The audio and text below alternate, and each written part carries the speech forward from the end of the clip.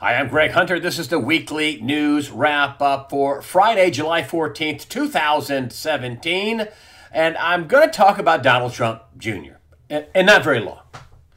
I've listened to on the radio and I've watched on television hours and hours of this ridiculous, we have more questions. Is he a traitor? Incidentally, Alan Dershowitz, famed legal expert, Alan Dershowitz says it's totally preposterous charge to say Donald Trump Jr. is a traitor. But that's what they want you to think, that Donald Trump and his administration and his son and his son-in-law and everybody involved with Donald Trump are traitors. And they're colluding with the Russians. And absolutely false. There is no there with this story. I mean, Tim Kaine was the former vice presidential running mate to Hillary Clinton in the 2016 election, was asked about the Donald Trump Jr. charge and how's it going. He says, well, nothing's been proven yet. Right? And there's not going to be anything proven because there's nothing to prove. And yet, and I'll tell you, I'm with, I can't believe USA Today basically came on with their own headline and said, you know, what we're doing isn't very important. And Russia doesn't rate in Trump country, which is about, I don't know, 80% of the country. If you look at the electoral college map. And then, you know, of course, you never miss an opportunity. Trump has ties to Russian tycoon.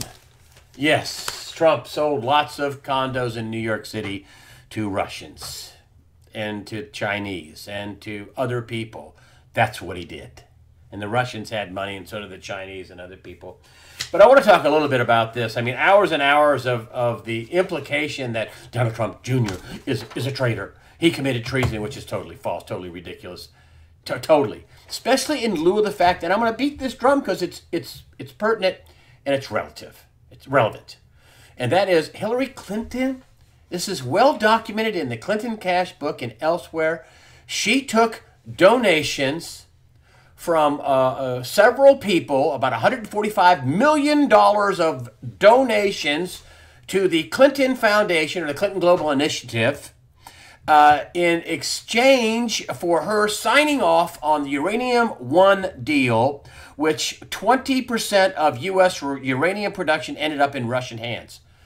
She got a $145 billion bribe, I say, to her foundation that's now in part shutting down to release a fifth of the U.S. uranium production to Russian sources.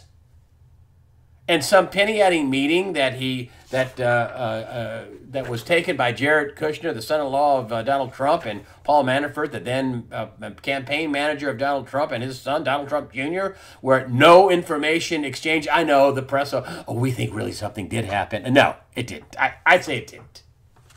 And it was reported to the FBI, which incidentally, James Comey leaking, and who knows where these leaks come to. Has he leaked more than once? Has he leaked not only this memo, but other leaks? He certainly broke the law by leaking that memo that he wrote on a government computer and passed to his NYU law school professor buddy to leak to the New York Times. The New York Times can't do a story with a real source that they can name, which is, as I've been saying, propaganda. But just a little bit here, this is breaking. A Russian lawyer who met with Donald Trump Jr. worked with Democrats for years. This is Russian lawyer Natalie Veselinitskaya. She worked for Fusion GPS. Those are the people that did this debunked dossier about Trump hiring prostitutes to urinate on beds in Moscow, or his, also included information about a Michael Cohen who was in Czechoslovakia, Eastern Europe, colluding with the Russians. Oop, wrong Michael Cohen. Completely debunked dossier. She worked for them, Fusion GPS. Obama Attorney General Loretta Lynch granted a visa extension to her in 2015. I don't know what happened. I say not much. Was Donald Trump Jr., should he have done what he did and wrote, "Oh, I love it," when he could get information from a Russian government source? Probably not. But, this is kind of like me wanting to embarrass somebody. So I get a little round ball of powdered sugar, and I call up somebody who I want to embarrass, and I, get my, hidden camera all ready, my GoPro, and I tell them, hey, I've got some cocaine for you, and it's powdered sugar, and I sell it to them and get the exchange on camera, and it's powdered sugar, and does that make me a drug dealer by punking somebody with some powdered sugar? Of course not. Does that make them some terrible person by making it a drug buy, by buying my powdered sugar who he thought was cocaine but really was powdered sugar? Yeah, no. Donald Trump Jr., I say, just got punked. And incidentally, this meeting was disclosed to the FBI, which, according to people like Rush Limbaugh, he says, listen, the New York Times, in their most recent story, they outed the FBI as the source. That's where this came from. That's how this meeting came out. But, who knows? I mean, James Comey, have you ever heard of a former FBI director admitting in Congress that he leaked the information to get a special prosecutor, Robert Mueller, his buddy? My theory is that James Comey wants an immunity deal like all the ones he passed out to everybody who was involved in the Clinton server scandal, Clinton Foundation, Clinton bribe scandal, whatever you want to call it. I think he wants his own immunity deal. And Robert Mueller is going to have a hard time making a case about this Russian hacking and the only victim is the Democratic National Committee, the DNC. And they won't give up their servers and didn't. And the FBI under James Comey didn't get a warrant, didn't get the server. And I don't know if Mueller still has the DNC hacked server that was in question. They got a third party to look at it and said, oh, it was the Russians. Really? This is such a profound national security issue that the DNC wouldn't hand it over to the Homeland Security or to the CIA or to the FBI, and they didn't ask. They didn't ask for it to be handed over. So I don't know how Robert Mueller is going to make this great case about Russian collusion and hacking this server when he hasn't even put his hands on the server yet. And I wonder if anybody's have yet to see the Comey memos. Has anybody seen those yet? Well, this isn't helping the newspapers, and this is my favorite newspaper. This is GCI. This is a friend of mine sent this to me, and I just thought it was very important. I predicted that there'd be layoffs in 2017, and sure enough, they're laying off tons of people over at the New York Times, a bunch of editors. But here is a $10,000 investment in GCI, that's Gannett, with dividends reinvested, 7, 12, 07 to 7, 11, 17. Okay? So 07 to 17, and it was $55 a share, folks. This was $55 a share. It's now $8.51. That means that that you had 181 shares. Now you got 275. You had dividends of 704. That's reinvesting all this stuff. Your total return for 10 years was a negative 76%. You basically invested $10,000, and now you have $2,340 if you invested in Gannett 10 years ago. New York Times, if you invested in the New York Times 10 years ago, you'd have about 18% less. You have a little over $8,000. So listen, their share prices are going down, not because too many people are buying their newspapers and going on their .coms, going on their websites and clicking ads. And I can't tell you how many times I have heard from people on the other side of this argument saying that they don't believe a word the Washington Post, the New York Times, CBS, ABC, NBC, CNN, very fake news. They don't believe a word they say. It's just really unbelievable. It's really quite unbelievable. And what this really is all about, and that's where I'm going to end that talk about Donald Trump Jr., is the bigger picture. Listen, the mainstream media, the deep state, the never-Trumpers, the New World Order people, the Luciferians, they want to destroy Donald Trump. They want to destroy anybody around him. They want to destroy his son, his daughter, son-in-law. They want to destroy everything about him. And one of the big things, why? Because of things like this. Now, this is come to a halt for the moment. But just like the wall came to a halt, but then now they're funding that wall. But work on Trump's voter fraud panel in flames. partisan divide. This is VOA 713-17. Lawsuits by the UCLA and others. There's about 4, 5, 6 lawsuits. Democrats want to block funding in Congress. And they keep telling us there's no evidence of voting fraud. And the Dems don't want you to have any either. That's what they keep telling us. There's no evidence of voter fraud. And they sure don't want you to have any. And I'm with Donald Trump. I think 3 to 5 million people, that was his number. I think there are millions of people in California, illegal voters, illegal aliens casting votes. You look at what happened with Jill Stein's recount up in Wayne County, Detroit, Michigan. That's the same county Detroit is, Wayne County. They had, almost 400, voting places. They couldn't count the votes. They had way more voters than that were way more votes than registered voters. Ballot box stuffing. I mean, it's good. It's all over the place. And then they don't want you to show your ID. They don't want you to show your ID when you vote. I mean, you get pulled over. You say, you get pulled over for speeding, and the police officer says, "I'd like to see your license and registration," and you tell the police officer, "Well, officer, that's disenfranchising. I don't want to show you either." I mean, what? You want to open a bank account? Now, I don't really want to show you an ID for that. Really?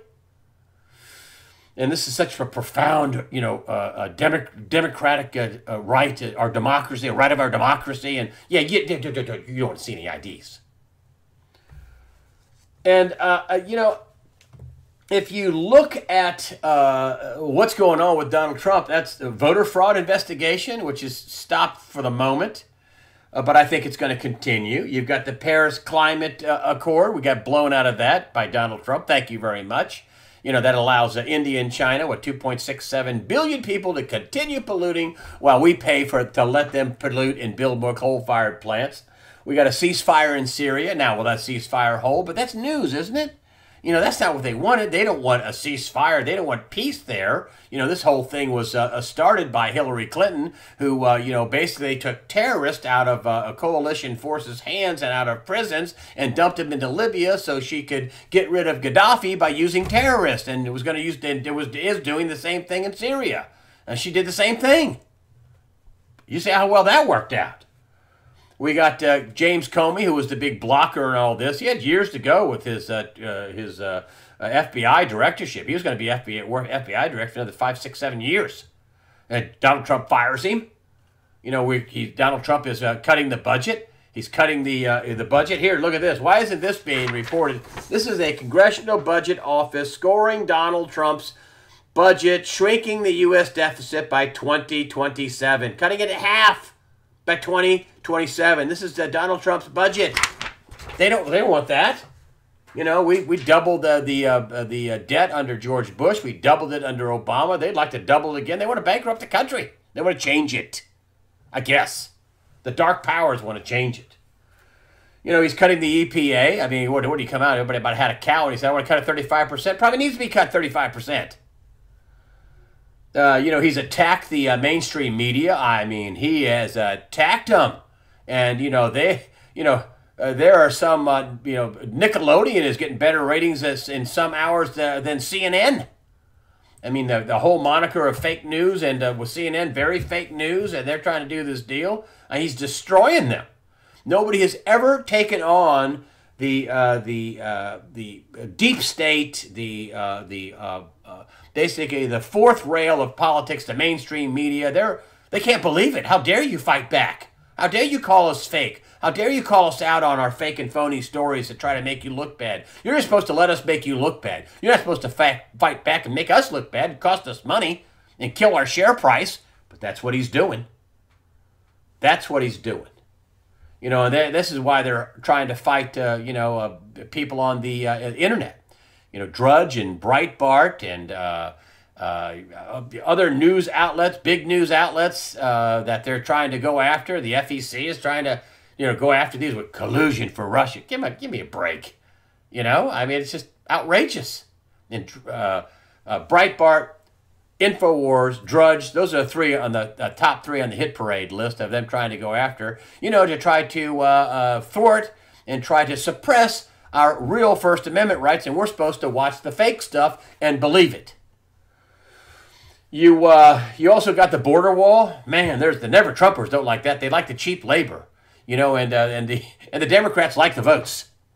And the Republicans, the Never Trumpers Republicans, and the in name only the Rhino Republicans are maybe they're hoping they can convert them. But that's going to get funded. That is in the process of being funded. Him stepping up for Western civilization and saying, listen, it's the best in the world. The United States is great. We want to make America great again. Unbelievable. What? What? You want to make America great? That's why you got Obama out saying, this is crude nationalism. Yeah, New World Order. And folks, I'm telling you right now, this is not a fight between the deep state and Donald Trump or the Democrats or the treasonous rhinos against Donald Trump. All right? This is a fight between good and evil. The devil and Jesus Christ. That's what this is, a fight about that. And if you take a look at this prayer circle Trump had, I just had to show this picture. He invites these ministers and preachers to the White House to lay hands on him. He did not release this, incidentally. One of the preachers released this. When have you seen a president in this kind of a battle? And he's calling in people to pray for him. You think God is smiling over that one? Yes, it is. You think the mainstream media, blood is coming out of their eyes, and when they hear about this, blood's coming out of their ear? Huh? You think? So far, they've been losing. And here he's got this laying hands on him by ministers and preachers in a prayer circle. And he invites them to the White House and says, I won't let you down. I won't let you down. And I got to tell you, folks, that's really what this is about. And Donald Trump knows it. He wouldn't come and invite people to a prayer meeting to lay hands on him and pray for him.